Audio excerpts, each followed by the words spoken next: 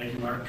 Always a pleasure to be here. It's become a bit of a regular thing for me, sort of in between the holiday, Thanksgiving, Christmas rush to make the trip up here. And partly it's my atonement for the year, I think, walking over from the hotel in the freezing fog in the dark in the morning.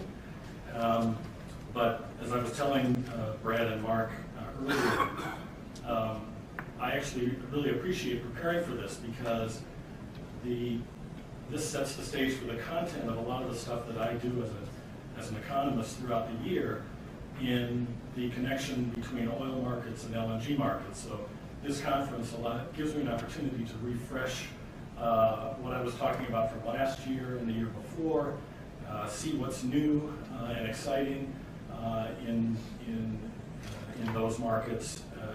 Hopefully try to convey that to you in a way that helps you then have some context and allows you to think about the way that your oil market here and your potential LNG project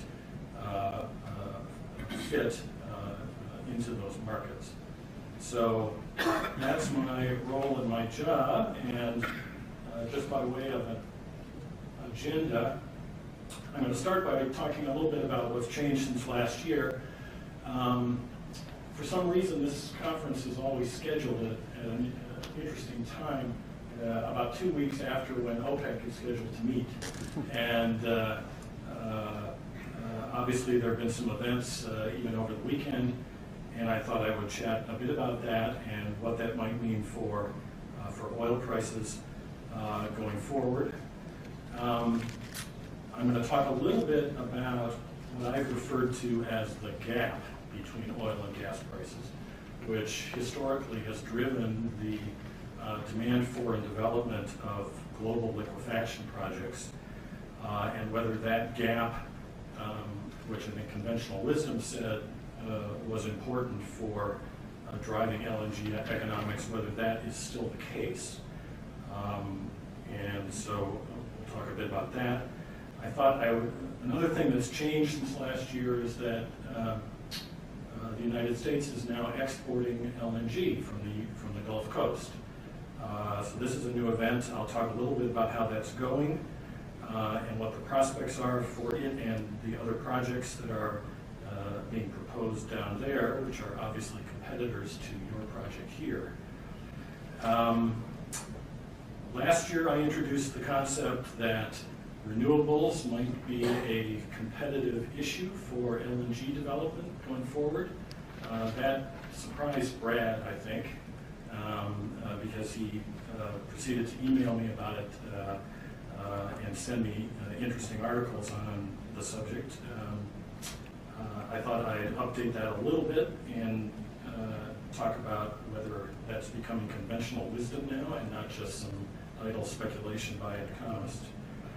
And then at the end, I thought we'd conclude by looking at the Alaska LNG project a little bit and how it's positioned globally going forward.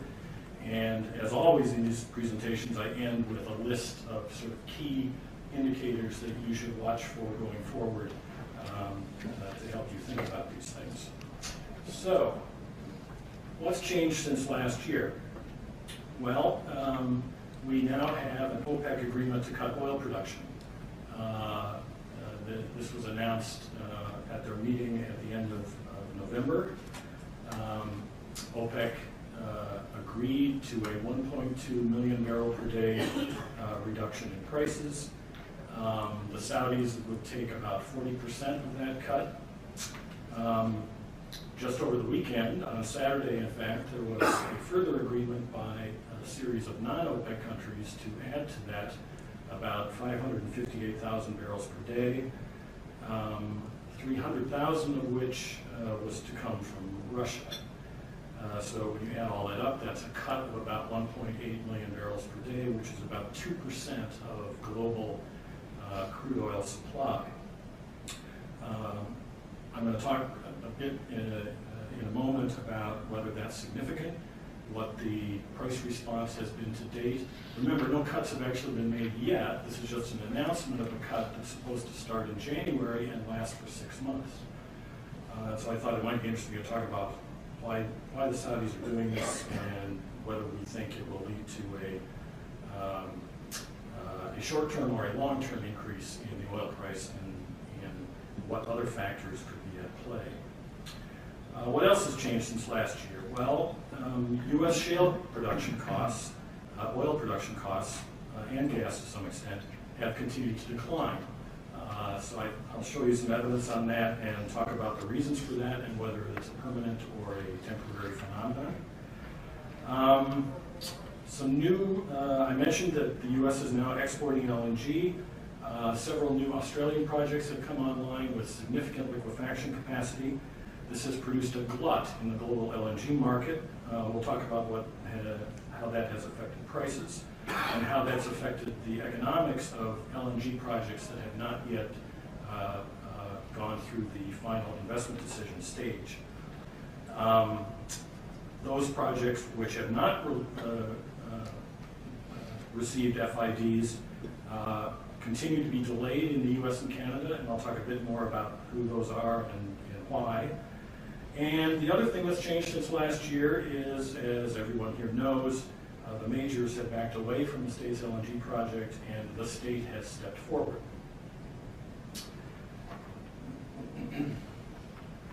So let's talk for a minute about the OPEC cut. And so 2 years ago, December of 2014, this was the cover of The Economist. It was the first issue after the Saudis announced that OPEC had not come to a production cut agreement, and it was clear that the Saudis were not going to give up market share in the face of the collapse in oil prices that had occurred, and they were going to see how long it would take for the U.S. oil shale producers and other producers worldwide to cave in. And so it's hard to believe now we're 2 years into this, and one way to think about what happened a week ago or a week and a half ago with OPEC agreeing to a production cut for the first time now in almost a decade is the Saudis are trying a little experiment on us to see whether a cut would actually result in A, increased prices, but B, how much of a supply response this cut and subsequent price increase will get. They only announced it as a 6-month cut. Interesting that they would do so. One theory is that what they didn't want to do was signal a long-term cut, because that would automatically induce additional production from U.S. shale. What they wanted to see was whether or not they could cause a price effect for a short period of time, which would then be sustained without new investment and new shale production coming online. That's one theory anyway, and we'll see. Well, what was the price response? The price response after the first announcement at the end of November was about 10 to 15% increase in the world price of oil, depending on where you measured the announcement from. Not an insignificant price increase, so we're up to about below $50 a barrel. The further cut that was announced over the weekend, I checked this morning, and there was another 6% increase in price in the Brent futures market today. I haven't seen whether that's extended to the commodity market yet. Maybe somebody's online and can tell us. So there has been a price response, despite the fact that it was only an announcement and only about 2% of total global supply. The other thing we saw last week is that the supply response is already occurring. So if you look at active rig counts in the United States, they were up 27 last week, 21 searching for oil, 6 for gas, and in Canada they were up 30. So there was an immediate response to this price increase over the course of just the last week in terms of rigs searching for oil. Just to give you some perspective on this cut, this is a picture that Reuters produced a couple of weeks ago, or at the time the announcement was made. And you can see that the chart on the left stacks production from OPEC and non-OPEC sources. So OPEC is I guess the orangey color at the bottom. And this shows that OPEC's total supply is, as of the end of October, was about 40% of the world market, about 40 million barrels a day. Non-OPEC production was about 57 million barrels a day.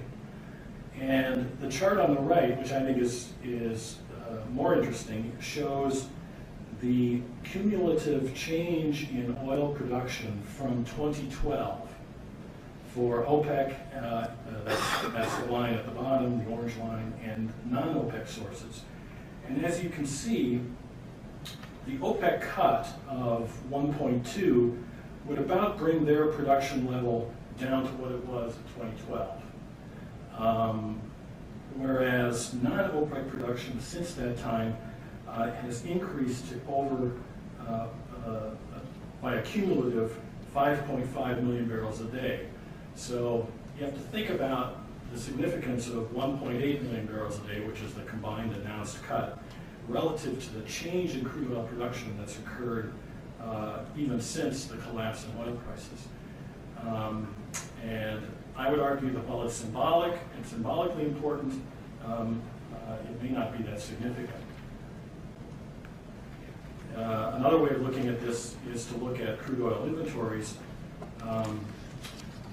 One thing that's happened in the last year since we met is that crude oil inventories have gotten to all-time highs.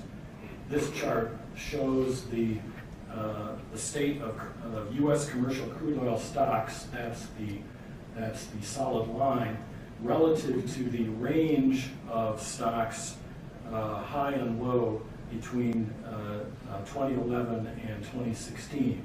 And you can see that in the last year, we've added about 50 million barrels a day of storage above the high point of the historical average. So this is just the U.S. Reportedly, the Chinese had also been adding to their stocks while prices were low. And so one of the interesting questions is, will the price increase that we've seen cause this inventory building to stop? One of the arguments for a short OPEC cut was that it would raise current prices without raising future prices too much, and so the backwardation that was in the market, which would cause people to add to storage, the contango, higher future prices relative to current prices, would be eased and people would back off on their storage accumulation. So since storage accumulation is like demand, that would have, if you back off storage accumulation, that would have the effect of softening prices and potentially reversing the issue. So that's all sort of short-termy stuff. What about the long term? So here's what I think is very interesting about since we met last time.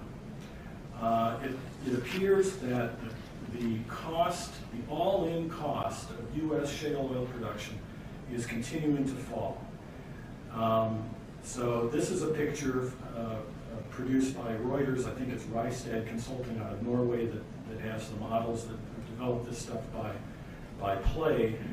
And it shows for the Bakken, for the Eagle Ford, for the Niobrara, and for the two Permian Basin shale oil plays, how the cost of production has fallen in the last 4 years. If this is an indicator of what the long-run supply curve looks like for oil, or at least what the long-run supply response potential of the U.S. is to the oil price situation, there's a lot of oil that can continue to be produced at less than $60, less than $50, and potentially less than $40. This is on top of the news that you may have seen in November when it was reported by the U.S.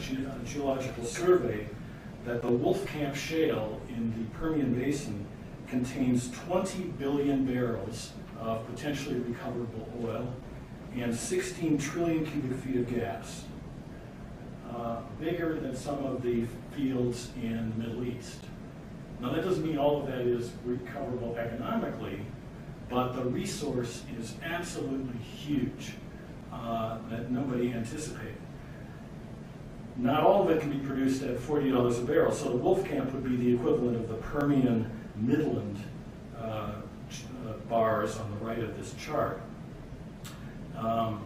But a supply response from that area could be potentially overwhelming. This is another way of looking at sort of the same thing.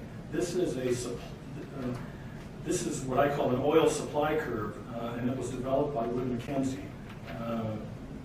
Hopefully you can see it a little bit better on the printed chart. And what it does is it stacks up by an estimate of cumulative 2025 potential production from these various plays, what the average break-even cost of development of those fields. So that's a classic sort of supply curve.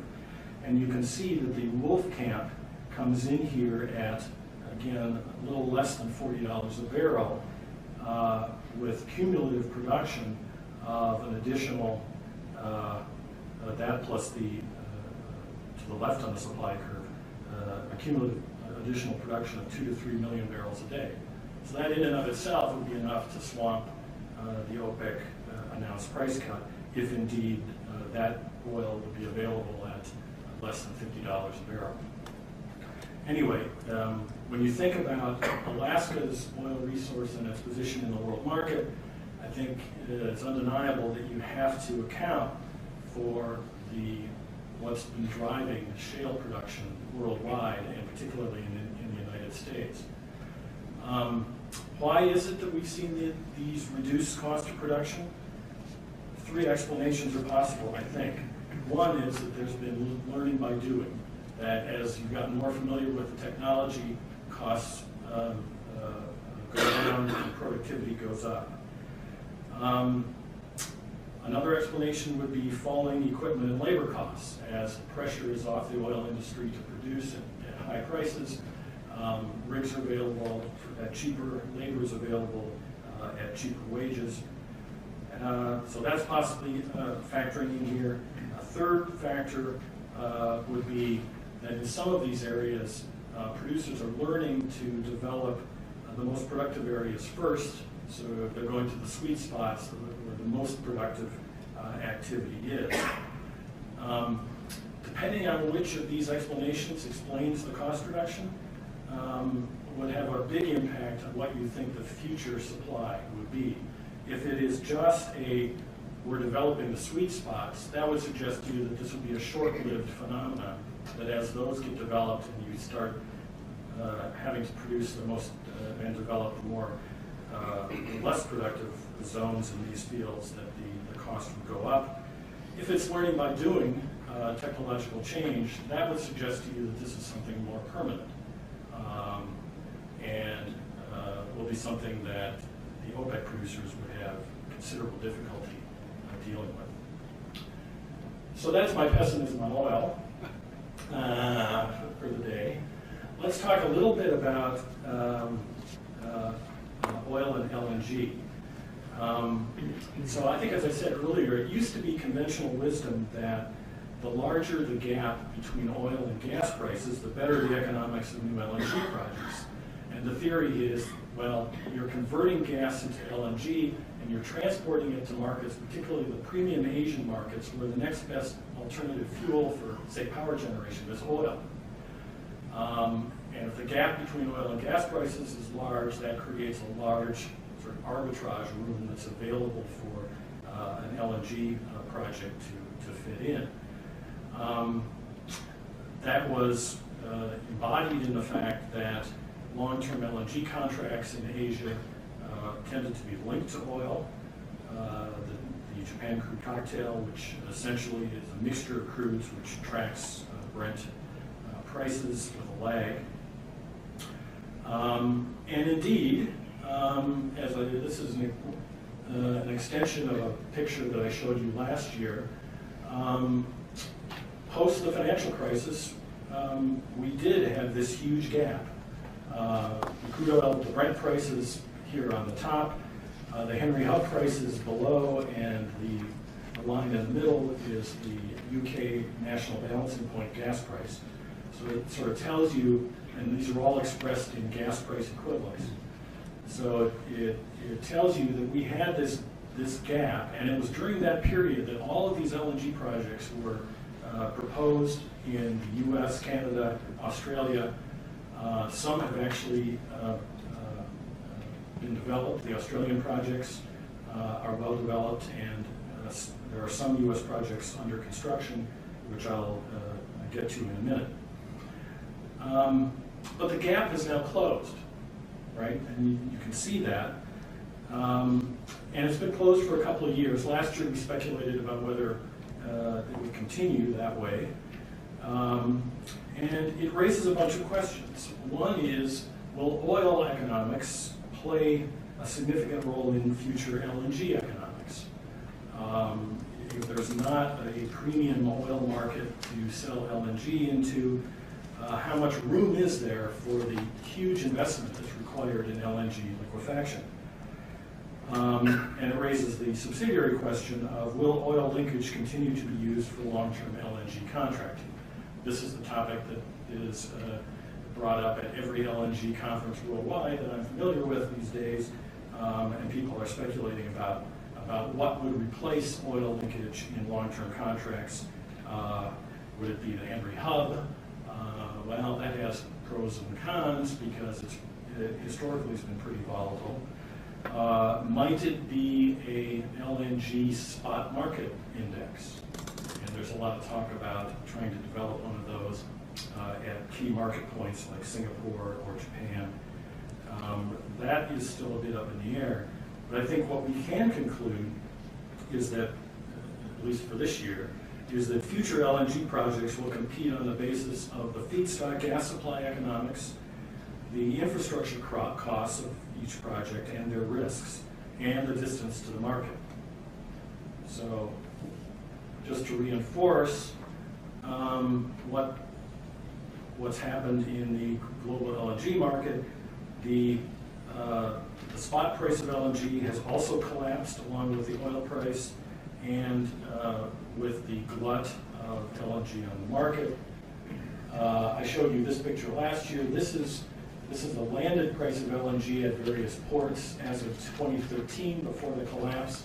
And you can see that there were essentially 2 or 3 markets. There was the premium Asian market, there was the European market, which was priced at something somewhat less, and then there was the US market where imports are pretty seasonal and rare. But the point here was that the Asian market and the European market were fairly highly separated. That has gone away, and this is the update for October 2016. Basically, world prices, landed prices of LNG, and this includes long-term contracts, have converged to something in the $6 to $7 range worldwide.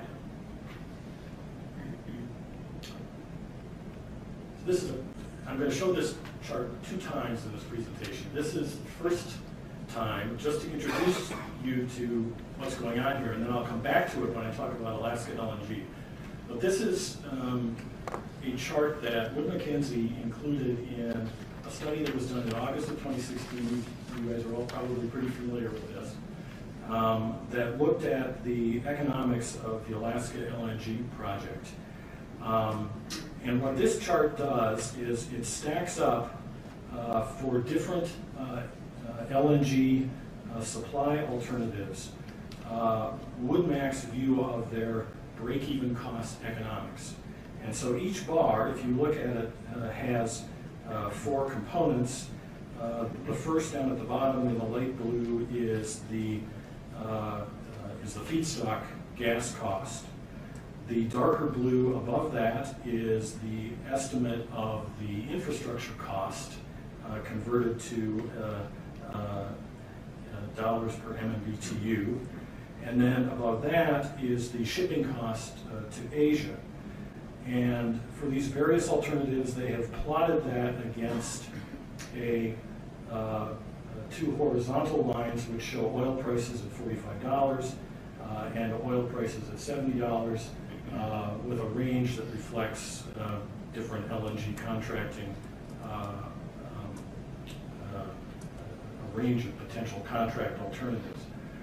But what you see about this is that at $45 a barrel and at 2016 prices for LNG in the $6 to $7 range, which is what we were talking about on that last chart, just about every one of these projects is underwater. At those prices, it does not make sense to develop new liquefaction technology, facilities. It may make sense to ship, it would make sense to ship out of an existing facility because the fixed costs are sunk. That's the dark blue if the project has been built. And so you would ship down to the variable cost of production. But to build a new project would be extremely risky at those prices. So, anyway, that's that chart. We're going to come back to it later and talk about what that means for Alaska in a minute. So, how am I doing on time? Some of these are more sort of informative slides a little later on that you can look at your leisure, so I won't talk to them too specifically, but let me just highlight a few things in terms of what's going on in the LNG market at the moment. So I mentioned that in 2016, exports of U.S. Gulf Coast LNG began, and it's sort of interesting to see where it's going. So this is a chart from Cheniere, or a map that shows where the first 38 cargoes that they shipped in 2016 went. Interestingly, half of them went to South America, which in part reflects the fact that the Australians were glutting the Asian and market. The European market has not been that attractive from a price netback point of view, but South America has apparently. The other interesting thing about this chart is that one shipment went to China, and that shipment went through the brand new widened Panama Canal. So that is also new news since I was here last time. It shows it can be done, and that the toll apparently to go through the canal was not so high as to be prohibitive, which some people were concerned about. Let me talk, I'm going to skip past this. Let me talk a bit about the arithmetics of LNG project economics. So I showed this last year. What I've done is I've updated this a bit. So a U.S. Gulf Coast project will price their LNG, will sign a contract with you if you're willing to sign a long-term contract, which prices off the Henry Hub. And the contract will typically say, we'll charge you 115% of the Henry Hub. There will be a liquefaction cost of $3 to roughly $3.50 for those projects, and it will cost you about $2.30 to transport to Asia through the Panama Canal, presumably. So if the Henry Hub price is in the $2 to $4 range, which is what it's been recently, that would generate a delivered price all in of $7.60 to $10.40. And as we've said, the new LNG spot contract prices are in the $5 to $7 range. So these projects are basically underwater.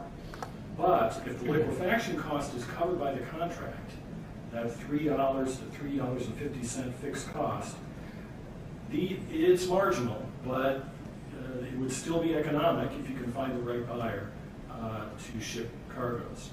And so that is what Cheniere was doing. But in terms of developing new trains and expansions, it doesn't look particularly good.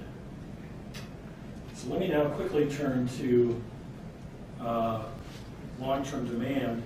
I've updated this chart from last year, which is the International Energy Agency's World Energy Outlook forecast for LNG demand natural gas demand in 2020, 2025, and 2040. And the thing to note from this, we've put some notes on the right side in terms of what we draw from the figures, but it is clear that the 2040 demand, which would be key to Alaska time frame, the 2025 to 2040 time frame, China and India continue to be the best potential sources for incremental demand.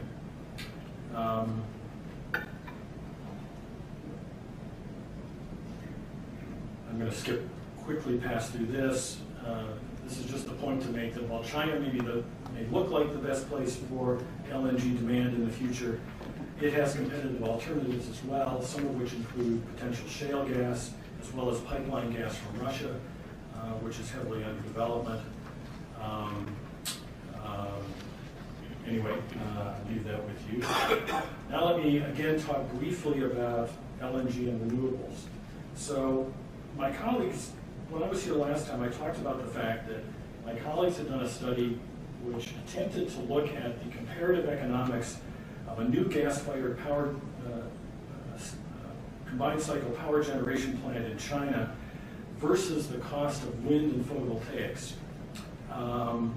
And what we found was that at existing new LNG project costs, at reasonably conventional capacity factors for wind on this chart and photovoltaics on this chart, that it was possible that by 2025, LNG in gas-fired power generation would not be competitive, or put it another way, that renewables would be competitive. Since we made that statement, this has now become a popular talking point in the press, as I mentioned. So Brad sent me in late October, he sent me the link to the Financial Times, October 26th. Green energy overtakes coal as biggest source of power capacity worldwide. Apparently we are installing 500,000 solar panels a day last year, and 2 wind turbines go up every hour in countries such as China. All of that development has caused cost decrease, as you might expect for technologies like this. The average global generation cost for new onshore wind farms fell 30% between 2010 and 2015. And while those for big solar panel plants fell by an even steeper 2/3. That's according to the IEA. 153 gigawatts of green electricity were installed last year, mostly wind and solar, more than Canada's total capacity. So it's happening. Query as to whether a new American administration or other worldwide events will cause a slowdown in that, particularly if it affects climate policy, which I'm sure we can debate. So the update is we still believe the piece that we did back in 2015, that renewables could be a significant competitive alternative to gas-fired power generation, even in China. I provided in the packet an update of the status of the new LNG projects outside the United States that have been proposed and some developed. I would just say generally, the Australians have committed about $200 billion to their liquefaction. The initial projects in Queensland and the expansions in Western Australia have come online, and the remainder will come online in Queensland throughout 2017 and 2018. Those projects are committed. 90% of the construction is done. They have long-term contracts. They will produce, even at relatively low LNG spot prices. So the prospect of the LNG market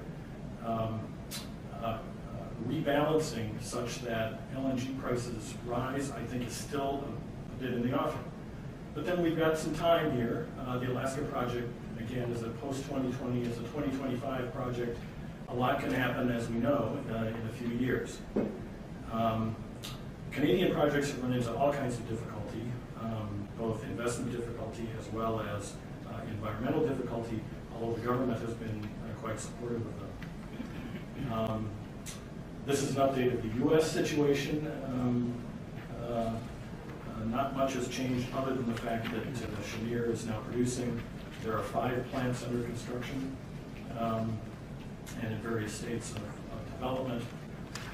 So how do we add all of this up? What we attempted to do on the left is, so this is a bar chart that shows the existing LNG plant capacity in 2015 and what it is forecasted to be potentially in 2025 when the Alaska project would be potentially available.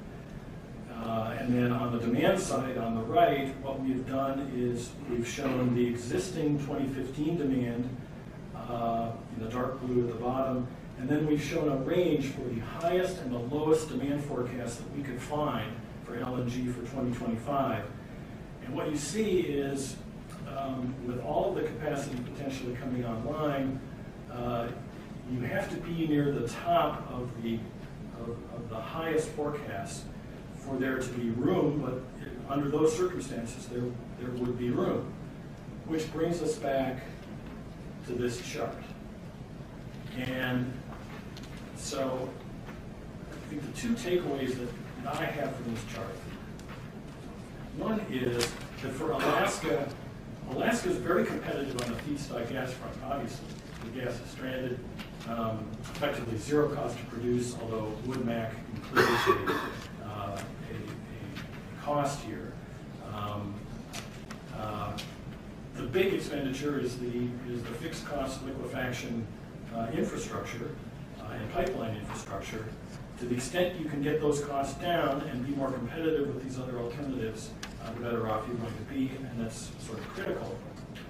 For these other projects, particularly the U.S. Gulf Coast projects, which is the 3rd bar to the right, they've made an assumption here about the Henry Hub price being at sort of historical current sort of norm in the $4 range.